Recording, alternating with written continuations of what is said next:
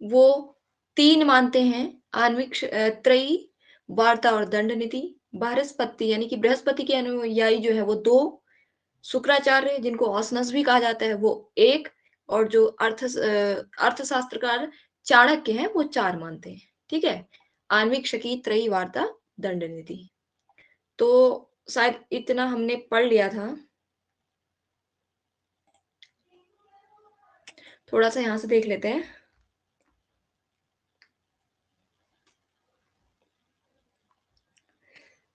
कि जब हमने आणविक शकी पढ़ा तो आणविक शकी के अंतर्गत क्या बोला उन्होंने, सांख्य, योग और लोकायत।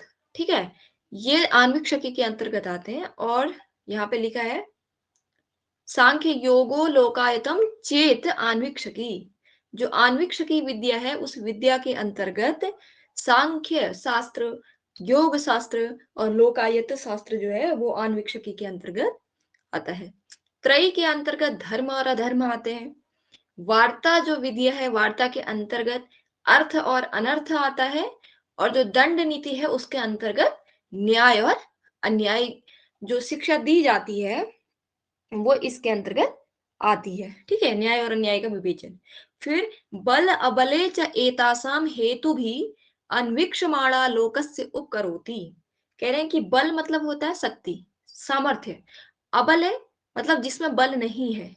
ठीक है, जो असामर्थ्यवान है।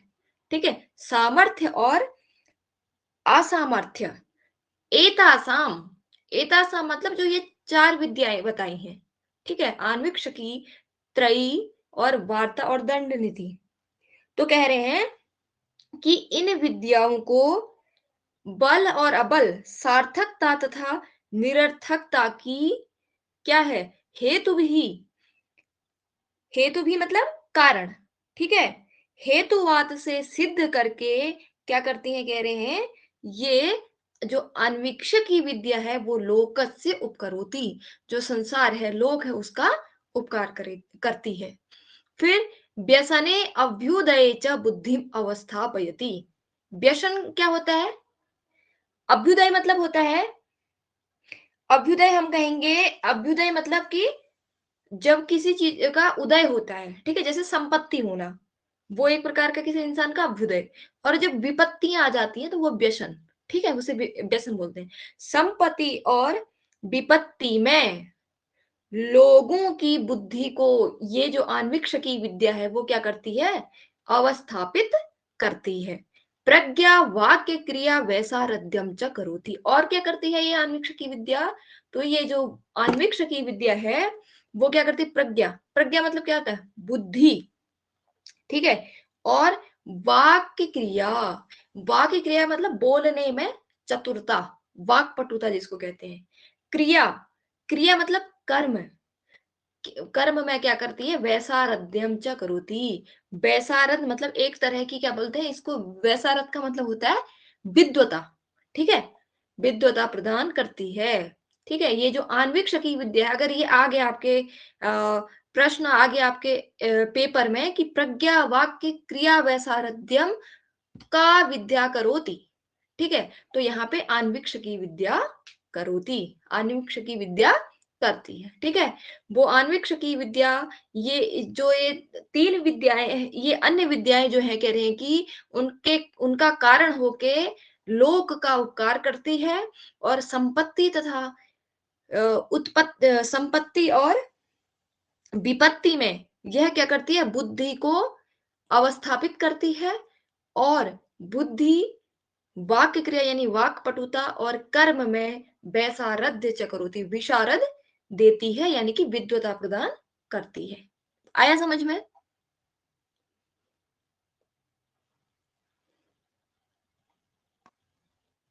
हेलो, जी मैम आया। आगे आगे आ रहा है समझ में। उसके बाद है, अब देखो एक ये श्लोक आया है, इस श्लोक को देख लेना। ये आणविक की जो विद्या है उसकी महत्ता के बारे में बताया है कि प्रदीप सर्व विद्यानाम उपाय सर्व कर्मणाम आश्रय सर्व धर्माणाम सस्वद आणविक मता। जो कह रहे हैं कि आन्वीक्षकी विद्या है। देख लीजिए, ये प्रश्न आपसे पूछा जाता है, दो प्रकार से पूछा जाता है। एक तो ऐसे पूछ लेगा कि प्रदीपः सर्व विद्यानाम उपायः सर्व कर्मणाम डैश डैश डैश, पूरा नहीं देगा इतना, ये कहाँ से लिया गया है। और प्रदीपः सर्व विद्यानाम उपायः सर्व कर्मणाम आश्रयः सर्व धर्माणाम डैश डैश डैश का विद्या।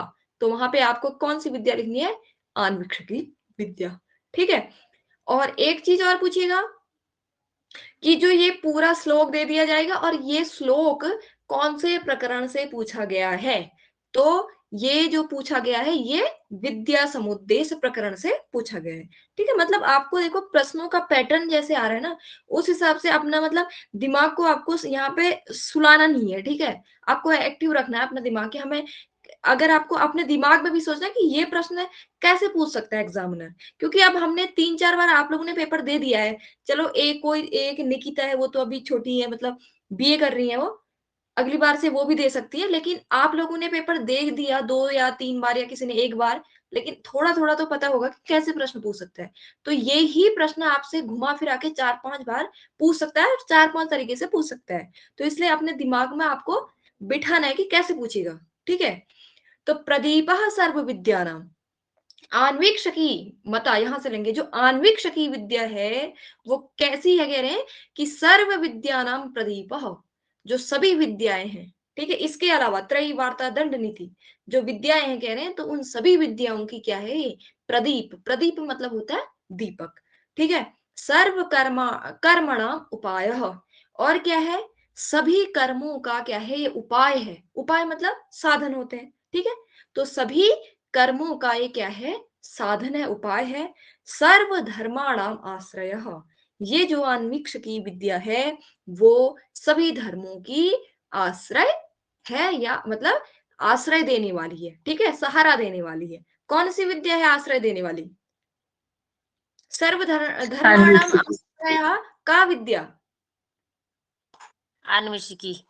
आन्वीक्ष की। ठीक है, अन्वीक्षिकी। तो सभी विद्याओं का जो दीपक है वो आन्वीक्षकी है, सभी कर्मों का जो साधन है वो आन्वीक्षकी विद्या है, सभी धर्मों का जो आश्रय भूत है वो कौन सी विद्या है, तो आन्वीक्षकी विद्या। ठीक है, जी मैम। अब तीसरा अध्याय देखते हैं। अब यहाँ पे त्रयी स्थापना, त्रयी की स्थापना की जा रही है, जो त्रयी नामक विद्या है।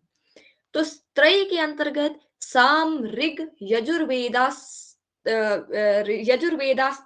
स्त्रयी। ठीक है, ऐसे भी आप पढ़ सकते हैं, साम ऋग यजुर्वेदास्त्रय त्रयी। ठीक है, कह रहे हैं कि त्रयी के अंतर्गत सामवेद, ऋग्वेद और यजुर्वेद, ये 3 आते हैं। आपने सुना भी होगा वेदत्रयी बोलते हैं। ठीक है, तो वेदत्रयी में भी साम ऋग और यजु को ही लिया जाता है। और उसके बाद कह रहे हैं कि अथर्वेद इतिहास वेदौ च वेदाः। ठीक है, अथर्वेद, अथर्वेद सभी जानते हैं, चौथा वेद जो है वो अथर्ववेद है। अथर्ववेद और इतिहास वेद, इतिहास के अंतर्गत महाभारत आदि आते हैं। ठीक है, महाभारत आदि जो है वो ऐतिहासिक कहलाते हैं। तो ये भी क्या कह रहे हैं कि अथर्ववेद इतिहास जो है, इतिहास आदि वो भी वेद के ही अंतर्गत आते हैं। शिक्षा कल्पो व्याकरणम निरुक्तम छंदो विचिति ज्योतिषम इति च अंगानि। कह रहे शिक्षा, कल्प, व्याकरण, निरुक्त, छंद और ज्योतिष, ये जो है कह रहे हैं ये वेद के ही अंग है। ठीक है, आप देखो एक प्रश्न में यहां से बना, मतलब आपके लिए बना दो, मतलब आप अगर भविष्य में पेपर देंगे तो ऐसे भी प्रश्न कभी भी पूछा जा सकता है। देखो उन्होंने दे दिया यहाँ पे सामरिक कुछ नहीं दिया। ठीक है, जैसे ऊपर से दे दिया सांख्य योग लोकायत या कुछ ऐसे दे दिया, और लास्ट में यहाँ पे दे दिया शिक्षा। ठीक है, या दे दिया यहाँ पे सांख्य और योग दे दिया, और एक दे दिया सामवेद और एक दे दिया शिक्षा। ठीक है, अब उन्होंने पूछा कि त्रय के अंतर्गत कौन कौन शामिल है। ठीक है, अब आपने अगर ये नहीं पढ़ा होगा दिमाग में, अगर आप इसको नहीं बिठाएंगे कि ये जो शिक्षा कल्प व्याकरण निरुक्त छंद ये भी वेद के अंग है, तो वो वेद के ही अंतर्गत आ जाएंगे। ठीक है, तो अगर आप इसको दिमाग में अपने रखोगे नहीं, अगर समझोगे नहीं, तो आप सिर्फ वहां पे क्या लगा के आओगे, यजुर्वेद, ठीक है, और शिक्षा को छोड़ के आओगे और ये प्रश्न आपका गलत हो जाएगा। तो यहाँ पे उसने साफ साफ बोला है, सामवेद, ऋग्वेद, यजुर्वेद तो आते ही हैं त्रय के अंतर्गत, लेकिन जो अथर्ववेद है और इतिहास महाभारत आदि हैं, वो भी वेद ही कहे जाते हैं, ठीक है, वो भी वेद के ही पर्यायवाची हैं। और शिक्षा, कल्प, व्याकरण, निरुक्त, छंद और जो ज्योतिष हैं, वो वेद के ही अंतर्गत आते हैं या वेद के ही अंग हैं, इसलिए वो भी त्रयी के अंतर्गत ही शामिल होंगे। आई बात समझ में? जी आ गई। कोई दिक्कत यहाँ तक किसी को भी? नहीं मैम। कोई दिक्कत नहीं हो रही, अच्छी से समझ में आ रहा है। उसके बाद है कि पहले थोड़ा यहां तक पढ़ लेते हैं, ठीक है। एषा त्रयी धर्मश्चतुर्णाम वर्णानाम आश्रमाणाम च स्वधर्म स्थापनाद औपकारिकः। स्वधर्मो ब्राह्मणस्य अध्ययनम अध्यापनम यजनम याजनम दानम प्रतिग्रहश्च। क्षत्रियस्य अध्ययनम यजनम दानम शस्त्र आजीवो भूतरक्षणम च। वैश्यस्य अध्ययनम यजनम दानम कृषि पशुपाल्ये वाणिज्या च। शूद्रस्य द्विजाति शुश्रूषा वार्ता कारुकुशील व कर्म च। ठीक है, अब यहाँ पे देखिए, हमने ऊपर पढ़ा, धर्म भी पढ़ा था, ठीक है। अब ये त्रयी का धर्म है, ठीक है, मतलब जो त्रयी विद्या है, वो त्रयी विद्या का क्या क्या वो होना चाहिए बता रहे हैं, धर्म क्या क्या है, त्रयी में क्या क्या धर्म बताए गए हैं। ऋग्वेद, यजुर्वेद जो वेद आदि हैं, उन शास्त्रों में क्या क्या धर्म है, धर्म का मतलब क्या होता है, कर्तव्य, क्या क्या कर्तव्य बताए हैं, किस किस के लिए, चतुर्णाम वर्णानाम, चारों वर्णों के लिए, चारों आश्रमों के लिए, ठीक है। वर्ण सब जानते हैं, ब्राह्मण, क्षत्रिय, वैश्य, शूद्र, और आश्रम से भी जानते हैं, ब्रह्मचर्य, गृहस्थ, वानप्रस्थ और संन्यास, ठीक है। तो एषा त्रयी धर्मः चतुर्णाम वर्णानाम आश्रमाणाम च स्वधर्म स्थापनाद औपकारिकः, ठीक है। एषा त्रयी, यह त्रयी, ठीक है, त्रयी विद्या के लिए जो नजदीक होता है उसको एश बोला जाता है, और जो दूर होता है वो सह। सभी जानते होंगे थोड़ा संस्कृत अगर आती है। तो कह रहे हैं कि जो ये त्रयी विद्या है, इसमें जो कर्तव्य बताए गए हैं, चारों धर्मों के लिए, चारों वर्णों के लिए, चारों आश्रमों के लिए जो कर्तव्य क्या है, स्वधर्म स्थापना औपकारिक।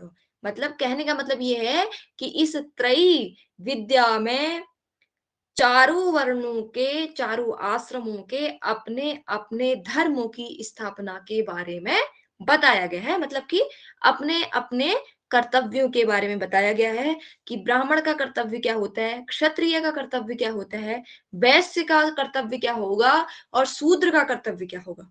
वैसे ही ब्रह्मचारी का कर्तव्य क्या होना चाहिए, वानप्रस्थी का क्या होना चाहिए, एक गृहस्थी का क्या होना चाहिए, और एक सन्यासी का क्या होना चाहिए, ये यहाँ पे बताया गया है। किसमें, त्रयी में बताया गया है। वे जो त्रयी विद्या के अंतर्गत क्या क्या चीजें आई है, ऋग्वेद, यजुर्वेद, सामवेद, अथर्ववेद, इतिहास आदि जो शास्त्र है, और जो 6 अंग हैं उनमें स्वधर्मो।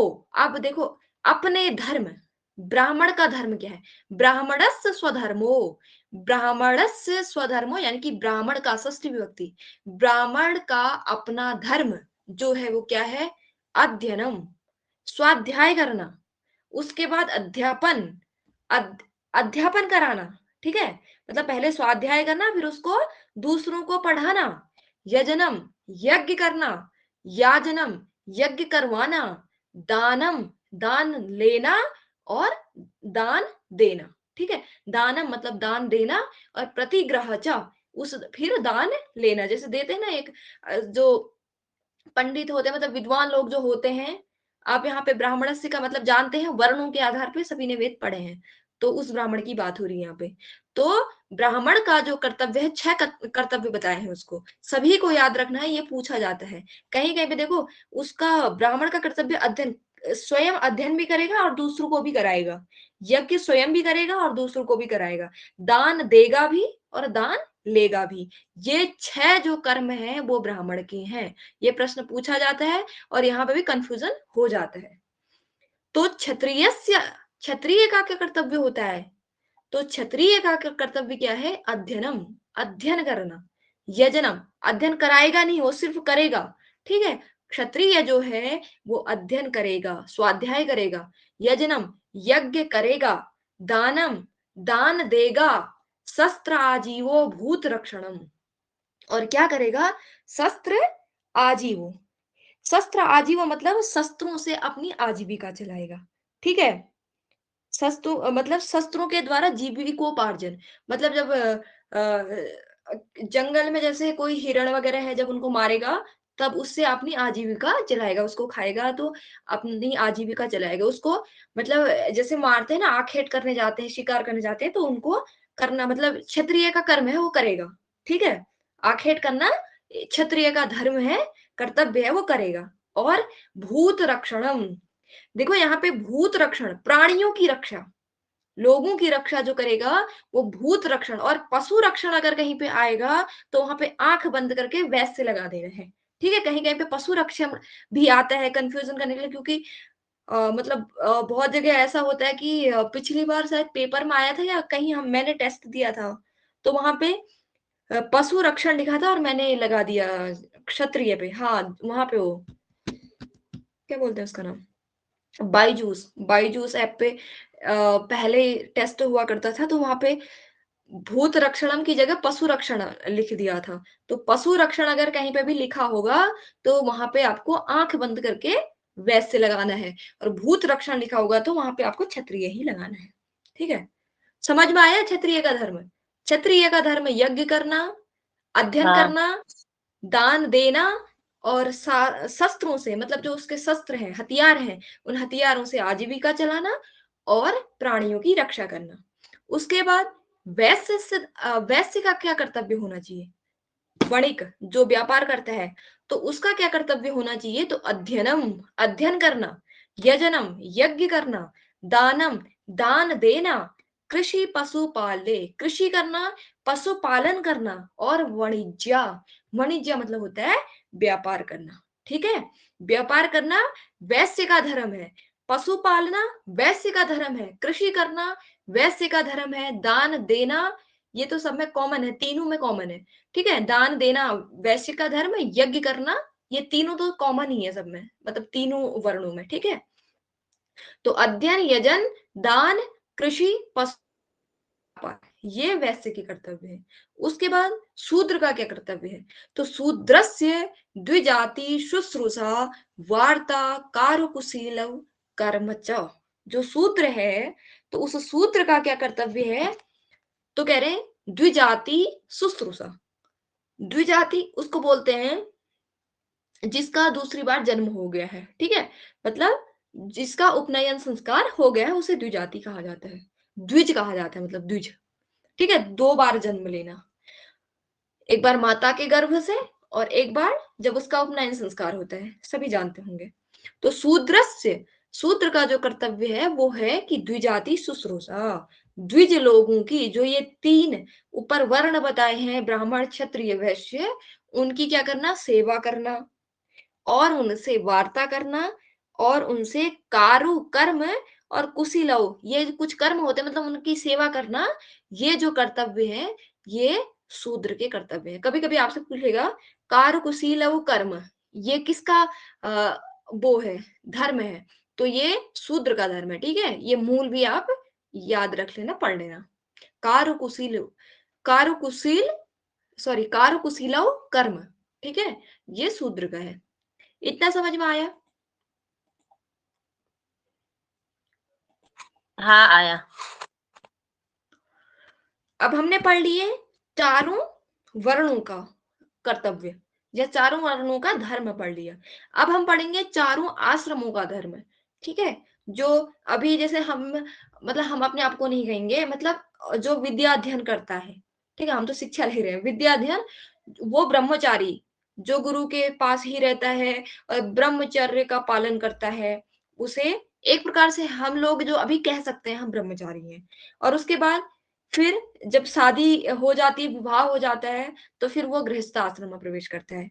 तो आपने देखा होगा, फिर उसके बाद 55 साल के बाद वानप्रस्थ आश्रम। आपने देखा ना, जब राम लक्ष्मण का वनवास होता है, तो उससे पहले अगर रामलीला देखी होगी, तो ऐसे शीशे में दशरथ महाराज अपना मुंह देखते हैं, अरे मेरे तो अब बाल फूलने लग गए, मेरी तो दाढ़ी फूलने लगी, अब मुझे वानप्रस्थ में प्रवेश करना चाहिए। तो 55 के बाद वानप्रस्थ में प्रवेश होता है, और 75 के बाद सन्यासी बन जाते हैं। ठीक है, ये हमारी संस्कृति है, ये हमारी भारतीय संस्कृति है, जिसमें 100 वर्ष एक मनुष्य की आयु रखी गई है, और उसमें भी 4 आश्रमों में उसको बांटा गया है। ठीक है, 25 साल तक क्या होता है, ब्रह्मचारी। 25 से ऊपर गृहस्थी होता है। 25 से 55, 55 से 75 तक फिर वो वानप्रस्थी हो जाता है, और 75 से 100 तक वो सन्यासी। तो गृहस्थ, अब गृहस्थी का क्या धर्म है? जिसकी शादी हो गई है, अब जो गृहस्थ आश्रम में प्रवेश कर चुका है, उसका क्या, मतलब जो करेगा स्वधर्म, मतलब गृहस्थी का जो अपना धर्म है वो क्या है, आजीवी, आजीव, आजीव मतलब आजीविका। ठीक है, आजीविका चलाना मतलब उसके पास रोजगार होना चाहिए। और तुल्य है असमान ऋषिभीर विवाह्यम ऋतुगामित्वम। चलो पहले इसका संस्कृत पढ़ लेते हैं नीचे तक।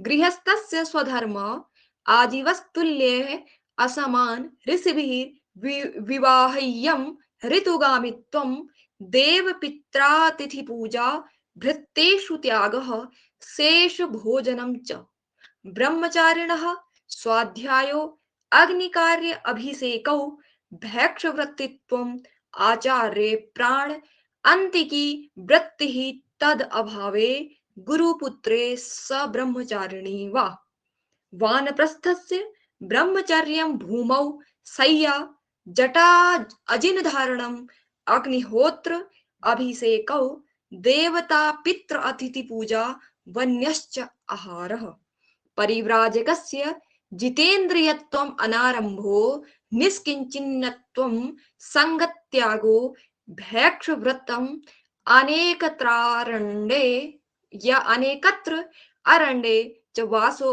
बाह्य आभ्यन्तरं च शौचम् सर्वेषाम् अहिंसा सत्य शौचम् अनुसूय आनृशंस्यम् क्षमा च।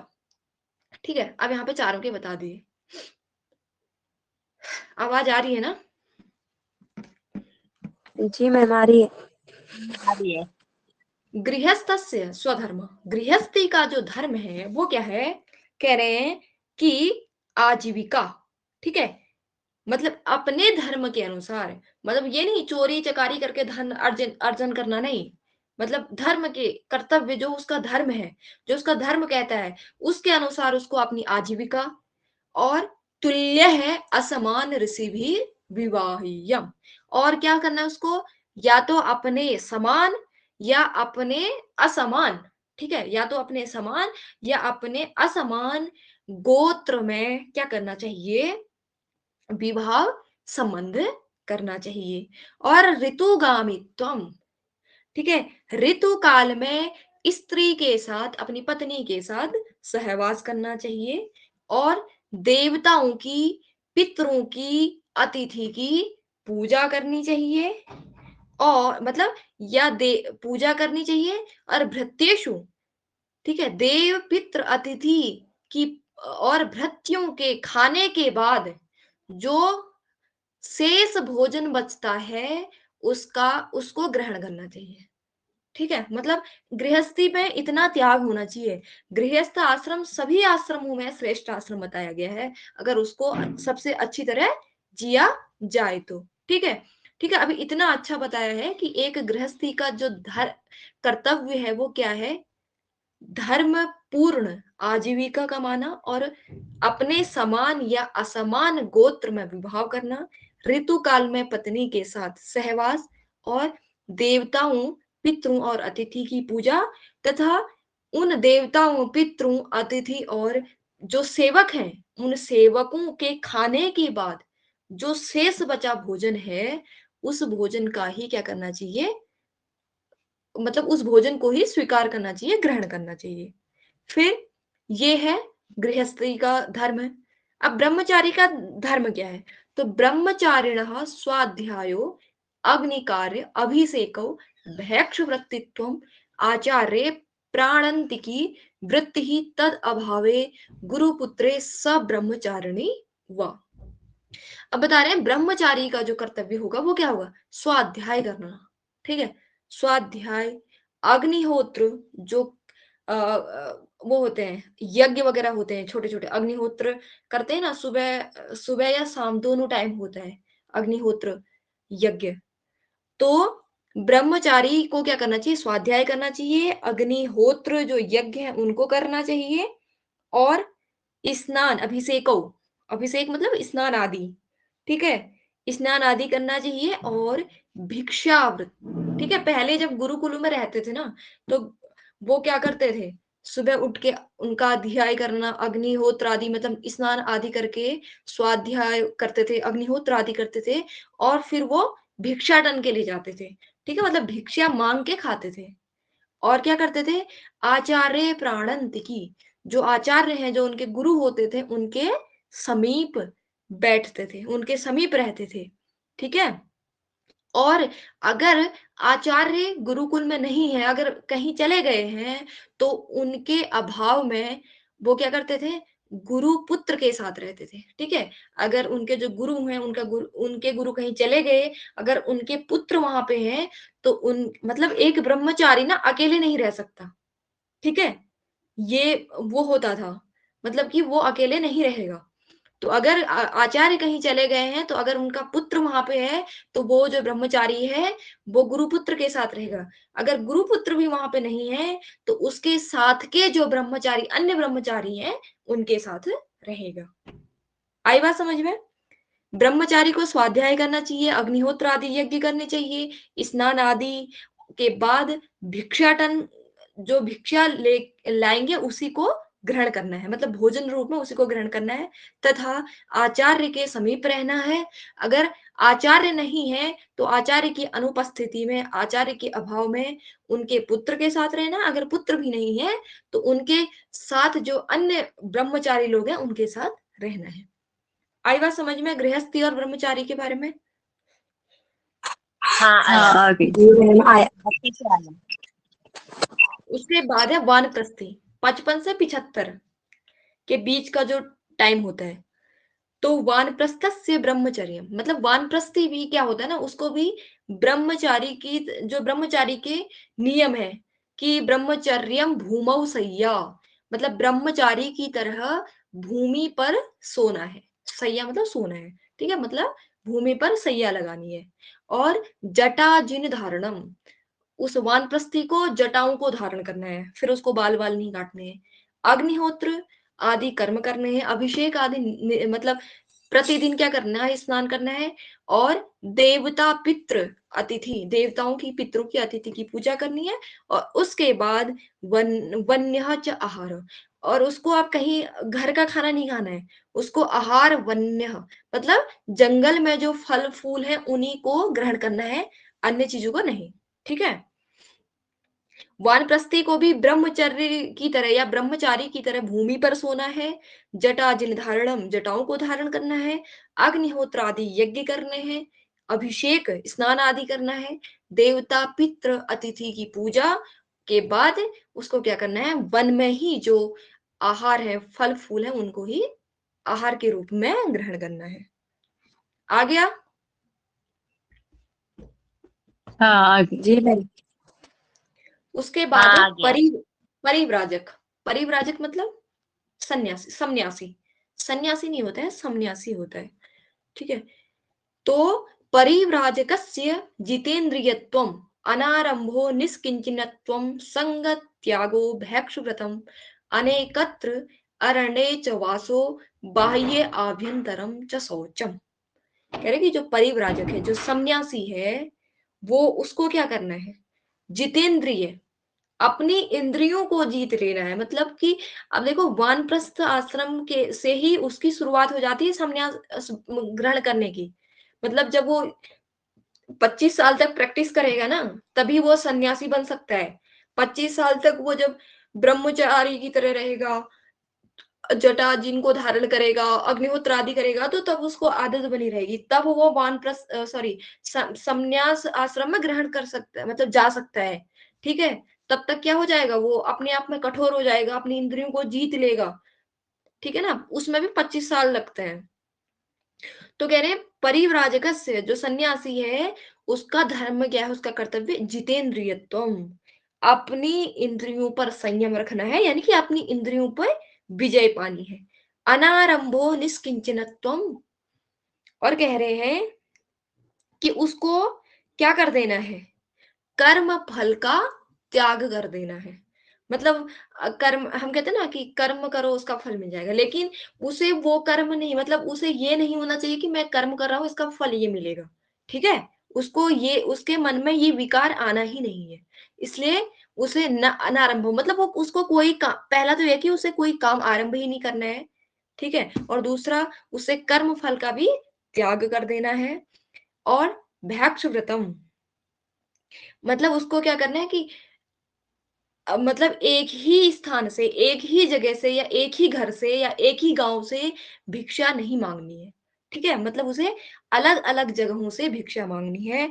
और क्या करना है उसको, एक से अनेक अरंडे, मतलब अलग अलग जंगलों में वास करना है।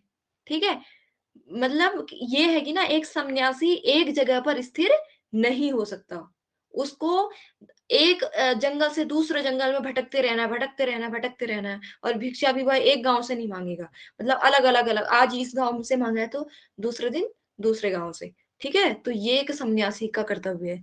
और बाह्य आभ्यंतर च शौचम, बाह्य मतलब बाहरी जो शरीर है, इससे भी उसको शुद्ध, मतलब पवित्र होना है। और आभ्यंतर जो आंतरिक शरीर है हमारा, अंदर का शरीर है, वो भी उसको क्या रखना है, शौचम, शुद्ध रखना है। ठीक है, सन्यासी का कर्तव्य क्या है, अपनी इंद्रियों पर विजय पाना, कोई भी कार्य प्रारंभ नहीं करना, कर्म फल को क्या करना, त्याग देना। और भैक्ष व्रतम अनेक, मतलब कि अलग अलग जगह से भिक्षा मांगना, और अलग अलग जंगलों में भटकना या जाना, वास करना, और बाह्य और आभ्यंतर रूप से शुद्धि होना, ये एक सन्यासी का धर्म है। आई बात समझ में? जी जी मैम। अब यहाँ पे हाँ देखो, आई। एक 2020 में, हाँ 2020 में एक प्रश्न पूछा था, सर्वेशम, यही वाला प्रश्न पूछा था, ये उठाया था, सर्वेशम अहिंसा सत्य शौचम अनुसूय नृशंस्यम क्षमा च। इसमें जो सर्वेशम है, वो किसके लिए संकेतित किया गया, मतलब किसको संकेतित करता है। ठीक है, तो ये वाला प्रश्न आया था। तो सर्वेशम जो है वो सभी वर्णों और सभी आश्रमों को संकेतित करता है। अब उस टाइम पे शायद मैंने पढ़ा नहीं था, या सही हो गया था, मुझे याद नहीं है।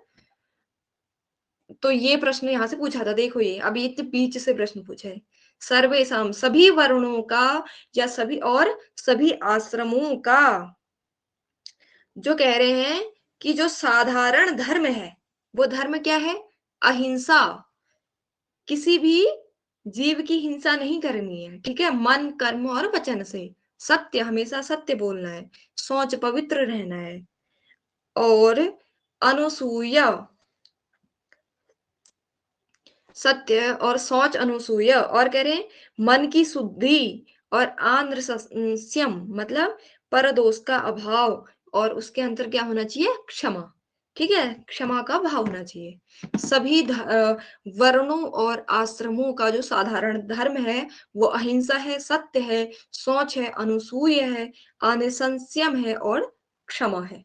ठीक है, तो अगर ये प्रश्न फिर से अगर दोबारा रिपीट होता है, तो सर्वेशाम का मतलब है सभी वर्ण और सभी आश्रम। आई बात समझ में? हाँ आई।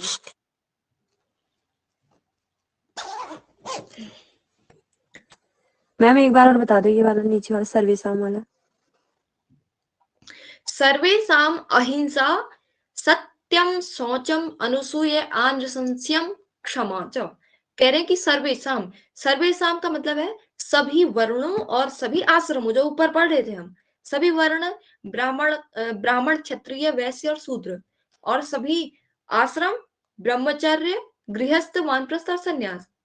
तो इन सभी वर्णों और आश्रमों का जो साधारण धर्म है, ये तो अपना अपना धर्म बताया ही है ऊपर, कि एक ब्राह्मण का क्या कर्तव्य होना चाहिए, क्षत्रिय का क्या है, और गृहस्थी का क्या है, वानप्रस्थी का क्या है, वो तो उनके अपने अपने कर्म बताए हैं। लेकिन सभी का साधारण जो धर्म है, मतलब इंसान का एक जो साधारण धर्म होना चाहिए, कर्तव्य होना चाहिए, वो क्या है यहाँ पे बता रहे हैं।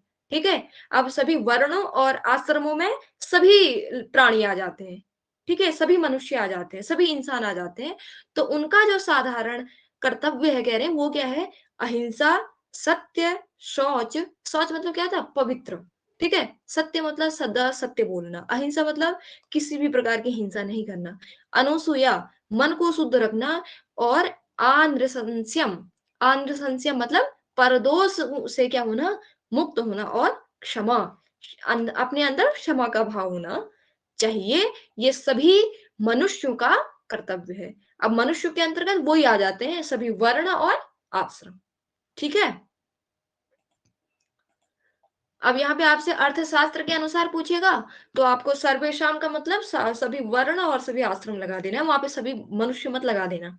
एक ऑप्शन में अगर सभी मनुष्य आया है, तो आपने कहा कि भावना ने ऐसा बताया था, और वहां पे आपने लगा दिया। ठीक है, वहां आपको लगाना है कि सभी वर्ण और सभी आश्रम। आगे सब समझ में, आप इतना मतलब। जी हाँ मैम। आ जी गया। ठीक है। निकिता, तुम्हें आ रहा है समझ में?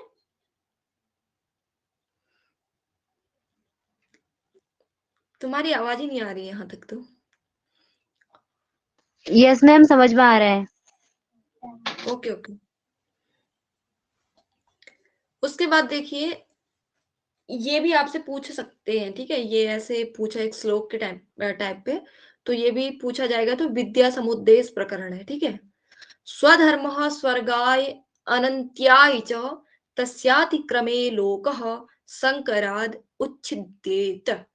स्वधर्मः, कह रहे हैं कि जो स्वधर्म है, स्वधर्म मतलब अपना धर्म, अपना कर्तव्य, कह रहे हैं कि जो ऊपर धर्म बताए गए हैं, चारों वर्णों के, चारों आश्रमों के जो धर्म बताए गए हैं, तो कह रहे हैं कि उन स्वधर्म का पालन करने से क्या होता है, स्वर्गाय, स्वर्ग की प्राप्ति, और अंत्याय च, जो अनंत्याय, जो अनंत सुख है, उन सुखों की प्राप्ति होती है। ठीक है, अगर कोई मनुष्य, कह रहे हैं कि अपने अपने कर्तव्यों का पालन करता है, तो उसको क्या होता है, स्वर्ग की प्राप्ति, तथा जो पृथ्वी में जो विद्यमान अनंत सुख है, उनकी क्या होती है, प्राप्ति होती है।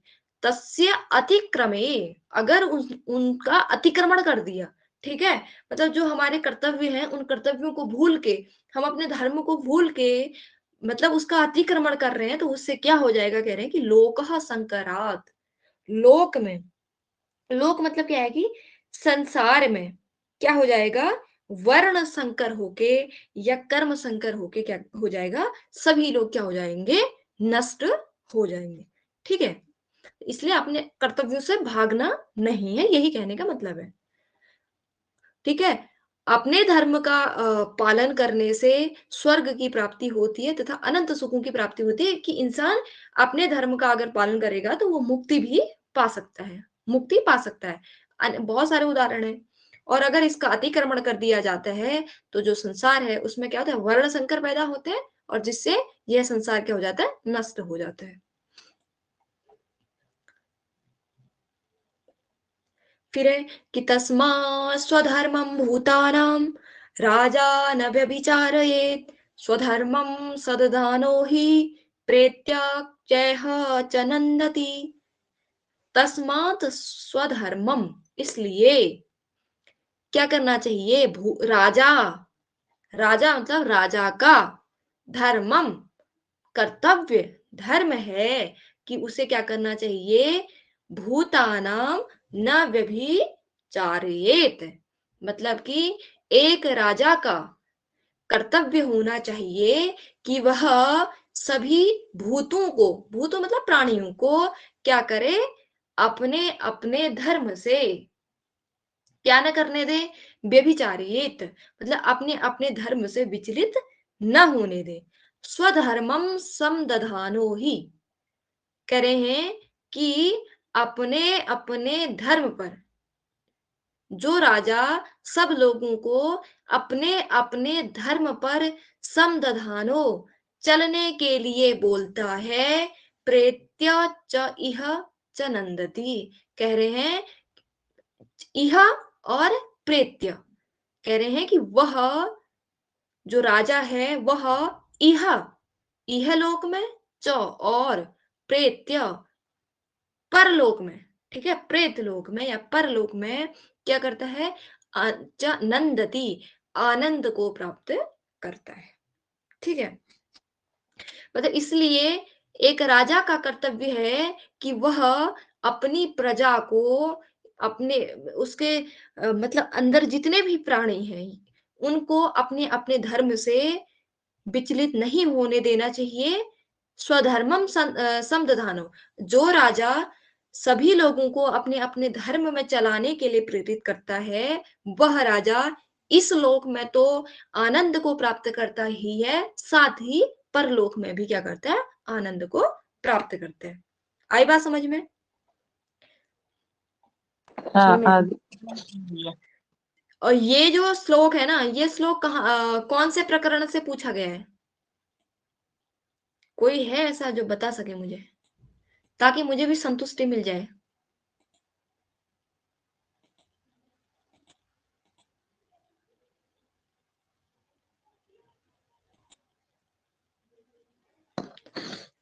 विनयाधिकरण से।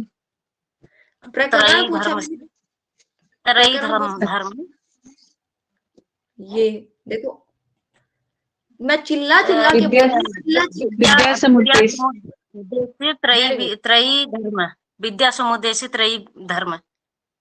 त्रयी धर्म, त्रयी धर्म नहीं है, त्रयी तो हाँ विद्या है, त्रयी विद्या के अंतर्गत ये बोला है ना? हाँ, त्रयी धर्म ना, वो मतलब विद्या विद्या, समुद्देश्य वो है, उसके अंतर्गत आया है ये त्रयी त्रयी वाला ये विद्या में धर्म। जो धर्म बताए गए हैं, ऐसा बोलो, त्रयी विद्या हाँ में जो हाँ कर्तव्य बताएंगे, धर्म बताएंगे, वो है ये। हाँ ठीक है, प्रकरण पूछा है तो प्रकरण विद्या समुद्देश।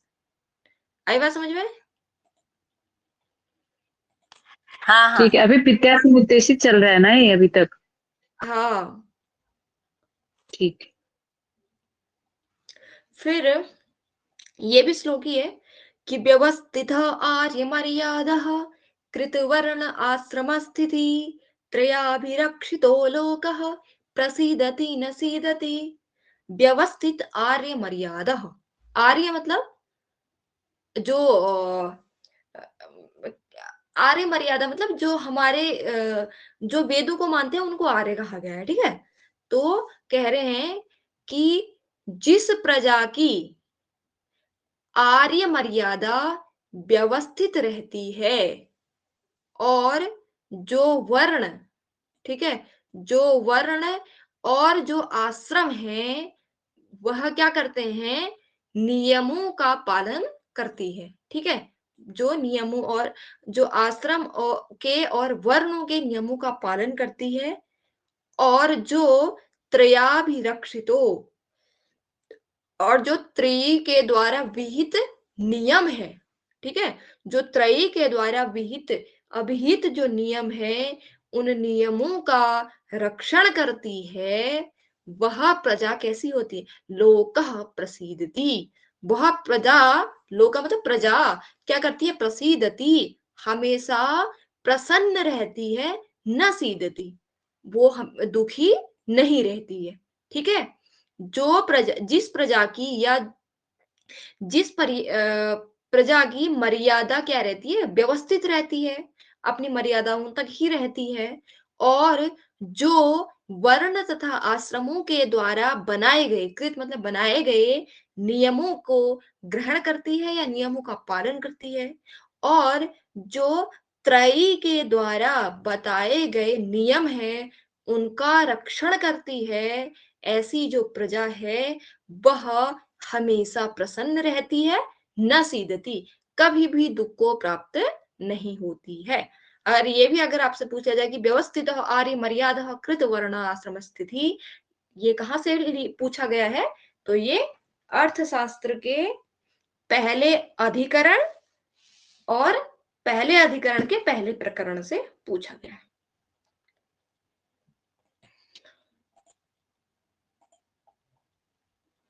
देखो अध्याय चल गया चौथा, ठीक है। अध्याय कितने हैं, 150 ये अध्याय हैं। जो जो अध्याय चल रहे हैं ये विद्या समुद्देश के अंतर्गत अध्याय चल रहे हैं ना? नहीं नहीं, जो ये पूरे उसमें अध्याय बताए हैं, 150 अध्याय जो बताए हैं, पूरे अच्छा, अर्थशास्त्र में। हाँ ठीक है, ठीक। अब यहाँ पे विद्या समुद्देश्य वार्ता दंड नीति की स्थापना, ठीक है। अब यहाँ पे वार्ता और दंड नीति की स्थापना हमने आन्वीक्षकी पढ़ ली है, त्रयी पढ़ ली है, अब वार्ता और दंड नीति बची है, तो वार्ता और दंड नीति को देखते हैं। कृषि पशुपाल्य वाणिज्य च वार्ता, जो वार्ता नाम की जो विद्या है उसके अंतर्गत क्या आते हैं, कह रहे हैं कृषि और पशुपाल्य, पशुपालन और व्यापार, ये जो है ये तीनों चीजें वार्ता नाम की विद्या के अंतर्गत आते हैं। धान्य पशु हिरण्य कूप्य विष्टि प्रदानाद औपकारिकी तया स्वपक्षम परपक्षम च वशीकरोति कोसदंडाभ्याम।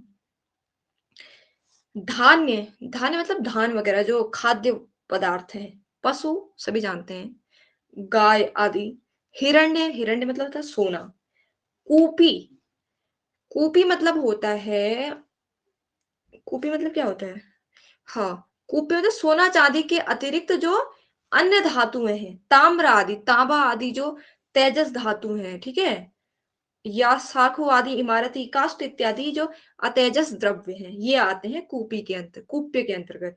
और विष्टि के अंतर्गत क्या आते हैं, कारीगर वगैरह, ठीक है। तो कह रहे हैं ये जो वार्ता विद्या है वो क्या करती है, धान्य, अगर वार्ता विद्या के बारे में जाना है, किसी ने वार्ता विद्या के बारे में ज्ञान है, तो वो वार्ता विद्या क्या करती है, धान पशु सोना कूप्य विष्टि आदि जो धातुएं हैं, जो वस्तुएं हैं, उनको क्या करती है, प्रदान कराती है, ठीक है। तया स्वपक्षम परपक्षम च वशीकरोति कोश दंडाभ्याम, और यह विद्या क्या करती है, कह रहे हैं ये क्या करती है, इस विद्या के द्वारा क्या होता है, जो उत्पन्न जो कोश है, ठीक है, कोश और जो क्या है दंड, दंड मतलब सैनिक वगैरह आते हैं इसमें, तो सैन्य वगैरह, सैन्य जो होता है, ठीक है, कोष मतलब तो इसमें संपत्ति वगैरह, और दंड के अंतर्गत सैनिक वगैरह जो होते हैं वो आते हैं, ठीक है। तो कह रहे हैं कि इस विद्या की, वार्ता विद्या के, तया मतलब वार्ता विद्या के बारे में, तो वार्ता विद्या के प्रभाव से जो क्या है, कोष और जो दंड है, ठीक है, वह क्या करता है, उसके द्वारा जो राजा होता है वह स्वपक्ष और परपक्ष को क्या कर देता है, अपने वश में कर लेता है। अगर एक राजा को वार्ता के बारे में, वार्ता विद्या के बारे में ज्ञान है, तो वह क्या करेगा, कोष और दंड के द्वारा, ठीक है, कोष मतलब संपत्ति के द्वारा किसी को अपने वश में कर लेता है। आजकल भी देखो कोई मतलब थोड़ा बहुत धन से क्या हो जाता है, अपने आप को बेच देता है, धन अगर उसको धन दे दो तो अपने आप को बेच देता है, ठीक है। और किसी को डरा धमका के उसको अपने वश में कर सकते हो। तो तब कह रहे हैं कि अगर वार्ता विद्या को जिसको ज्ञान है, क्योंकि ये इतनी चीजें देती है, ठीक है, धान्य अगर ज्ञान होगा तो उसके पास खाद्यान्न पदार्थ, पशु, पहले यही चीजें क्या होती थी, जिसके पास धान्य है, या खेत है बड़े बड़े, और उसके पास बहुत खाद्य पदार्थ होते हैं, उसके पास बहुत सारे पशु हैं, सोना चांदी है, तो वह सबसे अमीर कहलाता था, ठीक है। तो तभी कह रहे हैं कि अगर किसी राजा के पास कोष और दंड है, नहीं ये वार्ता विद्या है, तो वो क्या करता है, कोष और दंड के माध्यम से स्वपक्ष और परपक्ष को अपने वश में कर लेता है, ठीक है। आए, आया समझ में इतना? हाँ आगे।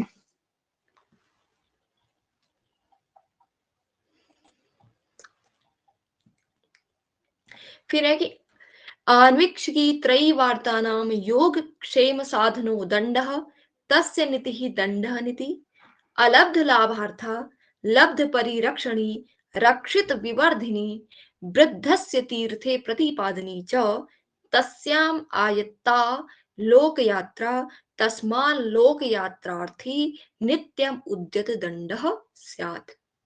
अब दंड नीति के बारे में पढ़ रहे हैं, ठीक है। तो आन्वीक्षकी त्रयी वार्ता नाम योग क्षेम साधनो दंड नीति, जो कह रहे हैं कि की और त्रयी इन तीनों विद्याओं को, जो क्या करती है, तीनों विद्याओं की योग क्षेम का साधन है, मतलब जो इनको भली प्रकार संचालित करती है, वह जो विद्या है वो दंड नीति नामक विद्या है, ठीक है।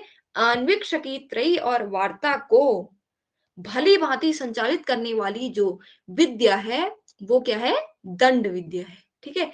तस्य नीति ही दंड नीति, इस दंड की जो नीति है, ठीक है, इस दंड विद्या की जो नीति है वह दंड नीति कहलाती है।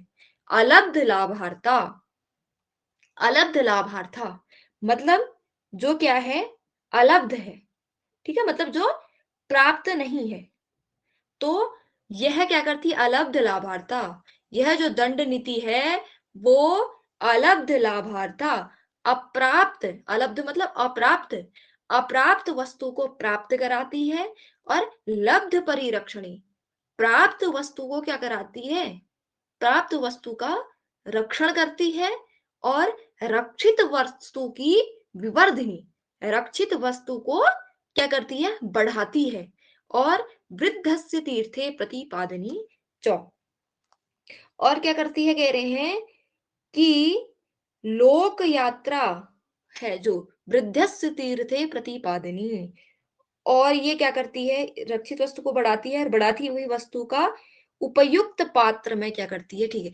रक्षित विवर्धनी, और जो रक्षित वस्तु है उसको बढ़ाती है, और बढ़ाते हुए बढ़ी हुई वस्तु का, वृद्धस्य, बढ़ी हुई वस्तु का क्या करती है, तीर्थे प्रतिपादनी च, मतलब क्या करती है, उपयुक्त पात्र में, तीर्थ मतलब होता है एक उपयुक्त पात्र, ठीक है, तो उपयुक्त पात्र में उसको का, उसमें क्या करती है, उपयोग करती है, ठीक है। एक बार और देख लेते हैं। अन्वीक्षकी त्रयी वार्ता को भली प्रकार संचालित करने वाली जो विद्या है वो दंड विद्या है, उसकी जो नीति है वह दंड नीति कहलाती है। अलब्ध लाभार्था, यह जो दंड नीति है वो क्या करती है, अप्राप्त वस्तु को प्राप्त कराती है, प्राप्त वस्तु का रक्षण करती है, रक्षित वस्तु को बढ़ाती है, बढ़ी हुई वस्तु को क्या करती है, उपयुक्त पात्र पर उपयोग करती है, ठीक है। तस्याम आयत्ता लोक यात्रा, कह रहे हैं कि जो लोक यात्रा है, लोक यात्रा मतलब जो संसार की जो यात्रा है, वह यात्रा इस क्या करती है, इस दंड नीति पर ही निर्भर रहती है, ठीक है। मतलब कि अगर अभी भी वर्तमान में हमारे जो कानून बने हैं, अगर देश में कानून नहीं होता तो कितने अपराध होते, कानूनों के होने के बावजूद भी इतने सारे अपराध होते हैं, अगर कानून होता ही नहीं, कानून मतलब दंड देना, ठीक है, तो अगर कानून होते ही नहीं तो कितना अपराध होता, ठीक है। तो तस्याम आयत्ता लोक यात्रा, जो लोक यात्रा है, जो संसार की यात्रा है, वह संसार की यात्रा इस दंड नीति पर ही क्या होती है, निर्भर होती है।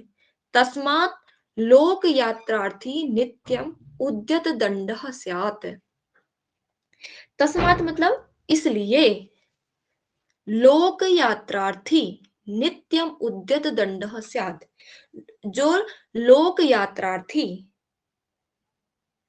अब लोक यात्रार्थी किसे बोलेंगे, लोक यात्रा को भली प्रकार निर्वहन करने वाला, जो मतलब उसका नेतृत्व करता है, ठीक है। लोक यात्रार्थी जो लोक की यात्रा को निर्वहन कर रहा है या उसका नेतृत्व कर रहा है, तो वो कौन होगा, राजा होगा, है ना। तो कह रहे कि इसलिए लोक यात्रा के निर्वहन करने वाले को, अर्थात राजा, तो राजा को क्या करना चाहिए? हमेशा, नित्य मतलब हमेशा, उद्यत दंडः स्यात्, हमेशा दंड नीति का प्रयोग करना चाहिए, या दंड नीति का उपयोग करने के लिए हमेशा उसको क्या रहना चाहिए? उद्यत रहना चाहिए। ठीक है, अगर दंड नीति होगी तो तभी जो समाज है वो अच्छे से चल पाएगा। यहां तक आया समझ में? हाँ, आगे।